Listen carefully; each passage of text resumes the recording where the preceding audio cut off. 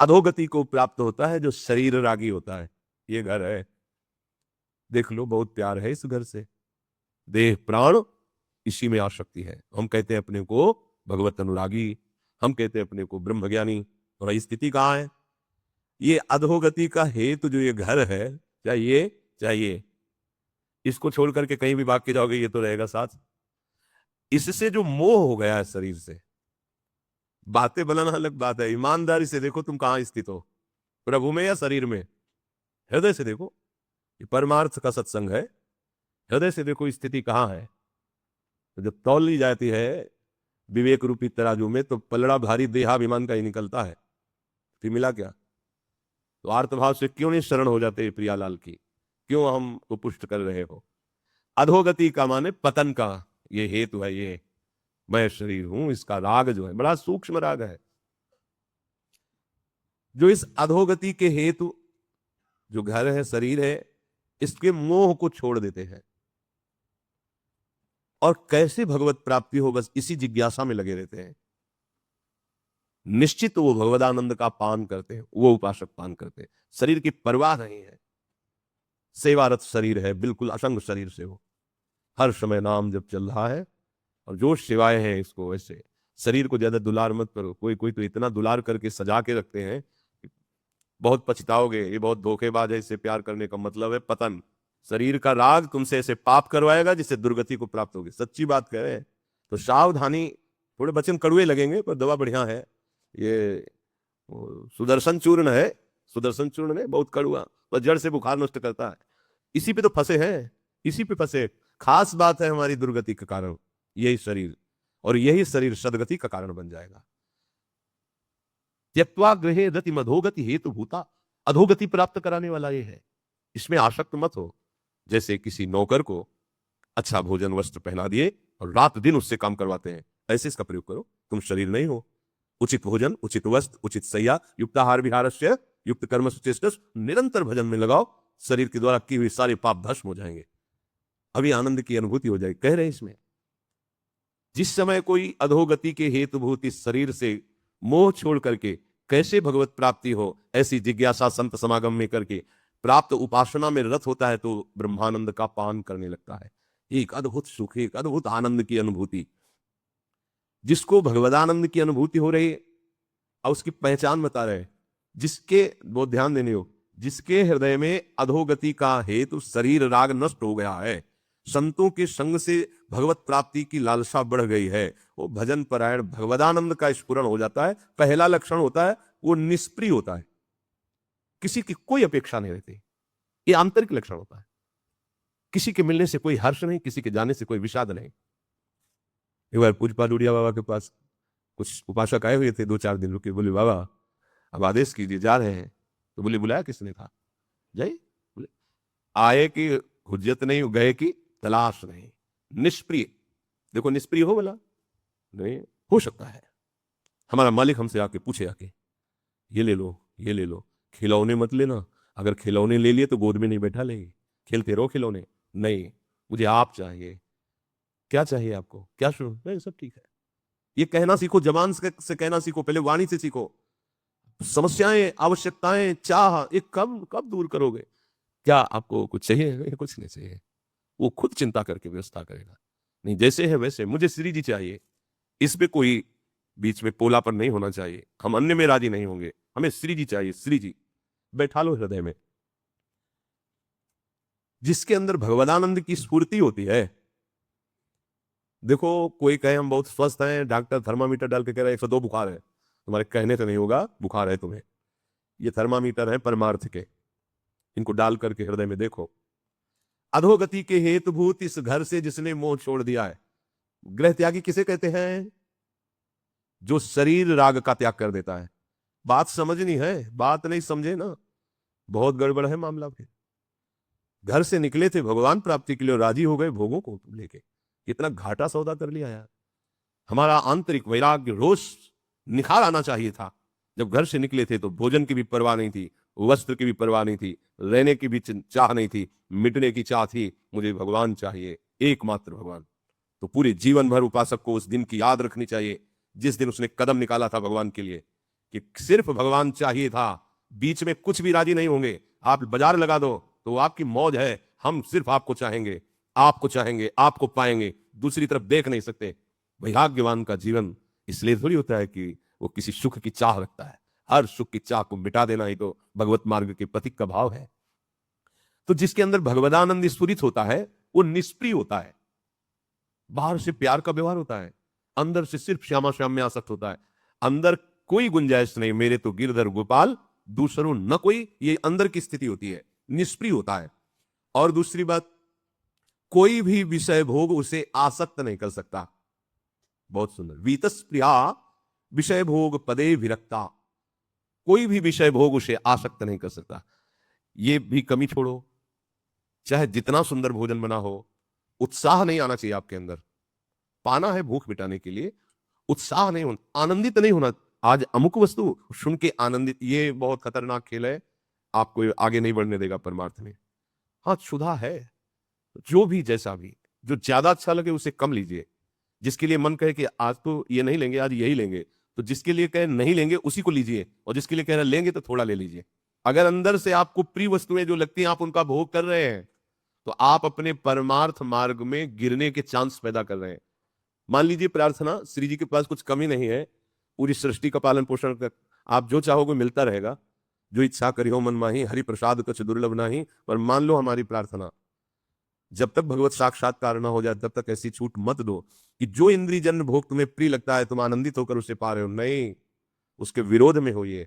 संतों की रहनी अलग होती है, भगवत प्राप्ति का जो सिद्धांत है वो अलग है। मन कह रहा है कि रोटी तो रोज पाता हूं, आज तो अमुक अमुक चीज है, तो अमुक अमुक चीज भैया इतनी रख दीजिए। हमने देखा है महापुरुषों को, और वही ले ली और शांत भाव से पा लिया।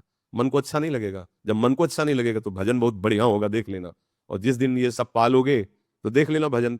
अब भजन में आपकी उतनी रुचि नहीं इसलिए देख नहीं पाते हो, नहीं दूसरे दिन पाने की इच्छा नहीं होगी। अगर भजन में कमी हो जाए तो तुम्हारी इच्छा नहीं होगी दूसरे की, धिक्कार हमारे जीवन को, हमने ऐसा क्यों पाया जो प्रमाद स्थिति आ गई और भजन छूट गया श्री जी का। बहुत सावधानी की जरूरत है प्यारे, ये अमृत पद प्राप्त करने के लिए मिला है समय, इसे व्यर्थ में नहीं। और भोगों में अनासक्त, निष्प्रिय, भोगों में अनासक्त, और किसी का भी संग नहीं। ध्यान दीजिए, ये ऊंचाई पे चढ़ने के लिए बात है। एक शरण रहस्य चित्त मनंत से युंजीत तद वृतिषु साधु चेत प्रसंगा। या तो असंग एकदम अकेला, और संग तो भगवत प्रेमी महात्मा का बीच में नहीं। व्यवहार बर्ताव करो, अंदर से संग मत करो, अंदर से अपनापन मत रखो, निस्संग भाव, और जन शून्य प्राण प्रीस्त स्थान लगने लगे। आप बहुत बढ़िया सुविधा है, अपना कमरा दिनचर्या की, कमरे के अंदर गए, सिटकिनी बंद की, पर्दा लगाया, एकांत, अब चित्त को प्रभु में लगाओ। अब देखो मना स्थिति तुम्हारी भगवदानंद में है या विषयानंद में।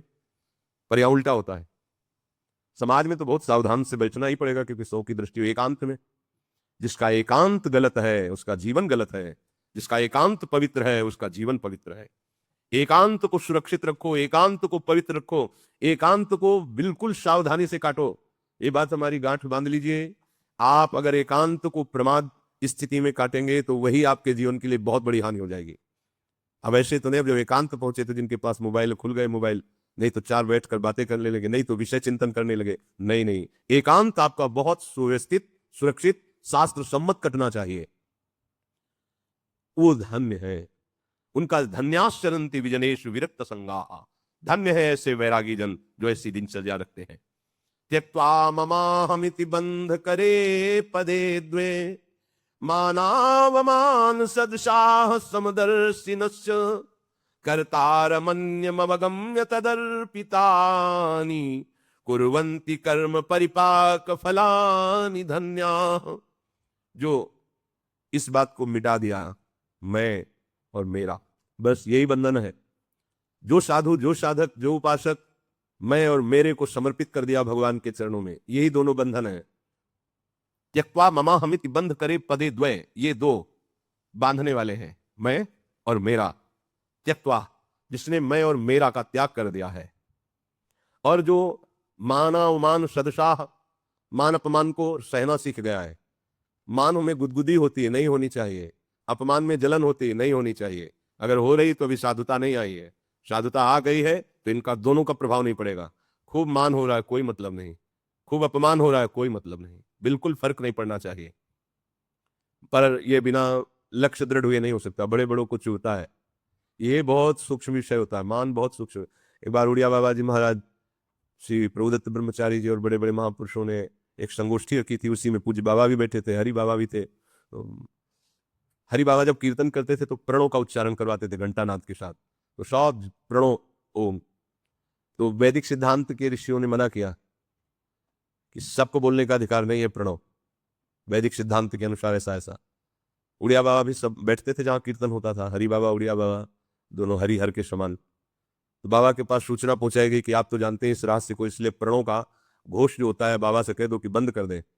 वो स्वयं कर सकते हैं लेकिन सबसे नहीं करवा सकते, सबका अधिकार नहीं है। तो उड़िया बाबा ने कहा कि जो भगवान को प्राप्त महापुरुष है उनके द्वारा किया हुआ हर विधान परम सत्य और मंगल में होता है। हरि बाबा भगवत प्राप्त महापुरुष है, उनके ऊपर किसी भी शास्त्र का कोई शासन नहीं, वो जो भी कर रहे हैं वो महामंगल और विधान है।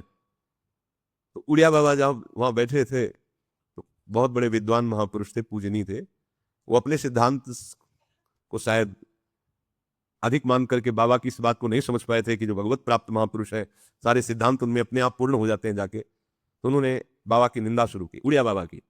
बाबा के तो एक से एक व्याकरणाचार्य, एक से एक महान ज्ञानी महात्मा शिष्य उड़िया बाबा के, गुरु की निंदा हो रही और शिष्य बैठ के सुने सर। बाबा ने आंख खोली, सबको सावधान। आओ बोलते हैं आधा घंटे यार, आधा घंटे माइक मिल गया ना तो खूब बोलते हैं। इसके बाद जो संपन्न हुआ तो बाबा सहज मुद्रा में उठे, गजराज की तरह अपनी कुटिया में जाके विराजमान। तो जितने सब शिष्य परिकर थे आए, बोले बाबा आपने रोक क्यों दिया? 1 मिनट भी वो नहीं बोल सकते थे, 1 मिनट भी आप हम सबको। हाँ बाबा ने कहा यही सत्संग में सिखाया आपने। वो क्या गलत बोल रहे थे, सही तो बोल रहे थे। अगर वो देह की निंदा कर रहे थे तो हम भी देह की निंदा करते हैं, नाशवान है, परिवर्तनशील है, विनाशी है, जड़ है, क्या इसका? अगर आत्मा की तो वही हमारी आत्मा है, आत्मा तो होती नहीं है। तो दुख का तो कोई कारण ही नहीं है, अज्ञान ही है। आप किससे लड़ना चाहते थे, किसको उत्तर देना खत्म? ये है शुद्ध ज्ञान। कोई फर्क नहीं पड़ा। जिसकी इतनी सम्मान में, क्योंकि बाबा चलते तो हजारों लोग उनके चरण धूलि को माथे पे रखते, ऐसे महापुरुष की सभा में निंदा हो रही और उनको कोई फर्क नहीं। ये है असली ज्ञान। तो उपासक को चाहिए त्यक्त्वा ममाहमिति बंध करे पदे द्वे, मानव मान सदशा समदर्शिनश्च। मान और अपमान में समान भाव। चलो हमारी स्थिति नहीं है ऐसी तो हम सहे तो चुपचाप, हल्ला तो ना मचावे। अगर अपमान हो रहा है तो किसी से कुछ कहे, कैसे हो, ठीक है, अंदर जल रहे हो पर ठीक है, वो ठीक हो जाएगा। मान हो रहा है, बड़ी गुदगुदी हो रही है अंदर से, पर हर्ष प्रकट मत करो, वो शमन हो जाएगा। प्रभु का नाम जप कर रहे हो, प्रभु के आश्रित हो। समदर्शिनश्च, जो हमारे हृदय में विराजमान हुए सबके हृदय में विराजमान है, इसलिए किसी से हमारा ऐसा व्यवहार ना हो जो हमारे हृदयस्थ प्रभु को अच्छा ना लगे।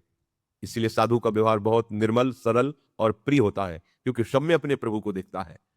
जो ऐसे जीवन व्यतीत करते हुए संपूर्ण कर्मों को प्रभु में अर्पित कर देता है, उसी का जीवन धन्य है। त्यक्त्वैषणात्रयमवेक्षित मोक्ष मार्गा, भैक्षामृतेन परिकल्पित देह यात्रा, ज्योति परात् परतरम परमात्म संयम, धन्या द्विजादसि हृदयवलोकयन्ति। ये 3 खाइयां हैं जिनमें चलते तो बहुत लोग हैं पर गिर जाते हैं, इन खाइयों से नहीं निकल पाते।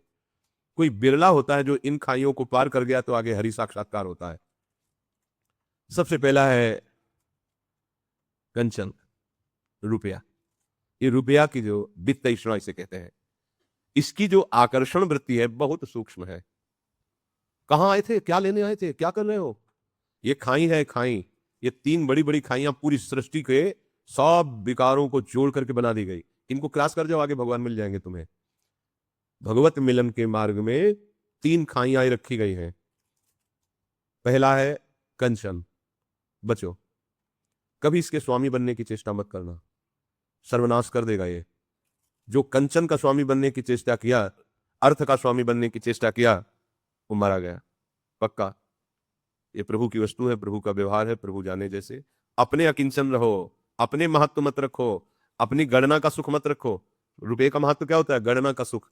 इतने हो गए, इतने इतने इतने, यही धन की प्रीता तुम्हें हरि से विमुख कर देगी।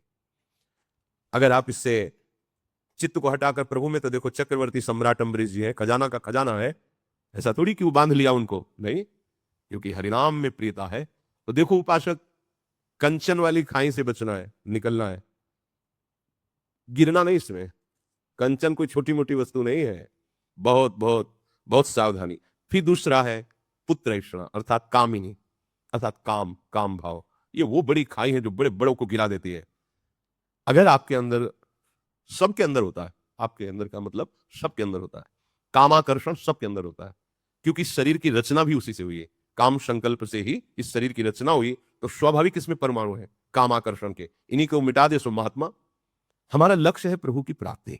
हो सकता है हमसे चूक हो जाए, हो सकता है हम उधर आकर्षित हो जाए, हो सकता है हमारे फिसलने वाले चांस आ जाए, पर हमको ये लक्ष्य रखना है। हम प्रियालाल के लिए निकले थे, हमसे गलती क्यों हो रही, तो आप सुधर जाओगे।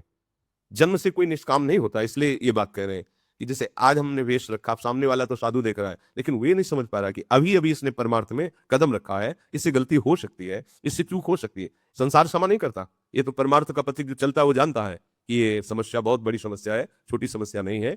पर हमें इसे बहुत बड़ी मानकर हार भी नहीं जाना है, इससे विजय पाना है, और इससे विजय पाने के लिए हमारी लाडली जी समर्थ है। नागरी दास ही जन्म जितायो बलिहारी, बलिहारी हमारी श्री जी हमारा बल है, वो हमें आगे बढ़ाती है।